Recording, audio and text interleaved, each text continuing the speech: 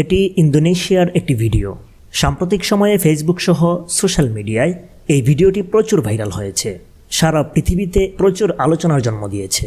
এখানে দেখা যাচ্ছে একটি ছেলে এবং একটি মেয়ে, তারা পরস্পরকে জড়িয়ে ধরে আছে, কিন্তু একজন আরেকজনের কাছ থেকে নিজেকে ছাড়াতে পারছে না। ঘটনাটি মূলত হলো, এই ছেলে এবং মেয়ে তারা অবৈধভাবে শারীরিক সম্পর্কে লিপ্ত হয়েছিল।